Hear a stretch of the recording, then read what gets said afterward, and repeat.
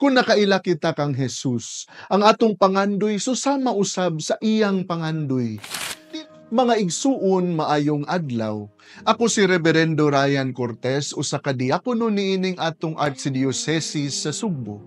Uban kita karon niining atong pagpamalandong sa pulong sa Dios. Karong adlawag, padayon kitang gidapit sa atong ebanghelyo, pagpamalandong sa mga pulong sa atong Ginoo atol sa katapusang panihapon. Ang maingunta iyang mga habilin. Intimate kaayo kadto nga higayon kay matud pa sa atong Ginoo sa laing bahin sa ebanghelyo ni Juan, dugay niyang gipangandoy nga makigsalo sa iyang mga tinun-an sa dili pa siya paantuson. Ug ang iyang mga pulong intimate pod kaayo. Kung nakaila kamo kanako, makaila usab kamo sa Amahan.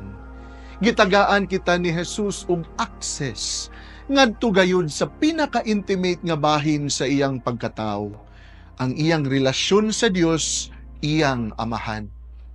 Ang tibuok kinabuhi ni Jesus, ang iyang pagpanudlo ug ang iyang mga buhat nagpadayag sa Amahan. Diha sa iyang mga milagro, iyang gipadayag ang gahom sa Dios diha sa kinaiyahan.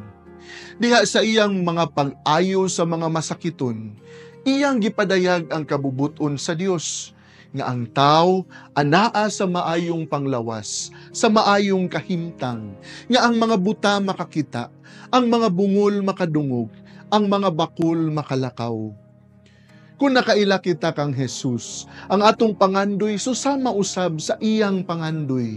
Dili lang alang sa atong kaugalingon, kundi alang usab sa uban. Kung nakaila kita kang Jesus, mahisama unta kita niya.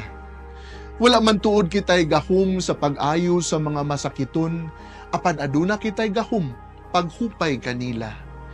Dili siguro kita makaayo sa mga buta, apan makatabang kita nga makaangkon sila og bag-o nga perspective. Dili siguro kita makapabalik sa pandungog sa mga bungol, apan hinaot nga makadungog sila ug mga pulong nga makahupay ug makaalim.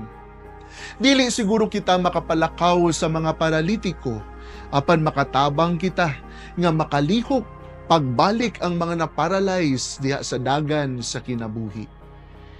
Kung nakaila kita ni Jesus ug sa iyang Amahan, buhaton usab nato ang ilang gibuhat. Dili kinahanglang dinagko, magsugod kita sa ginagmay diha sa adlaw-adlaw nga kinabuhi.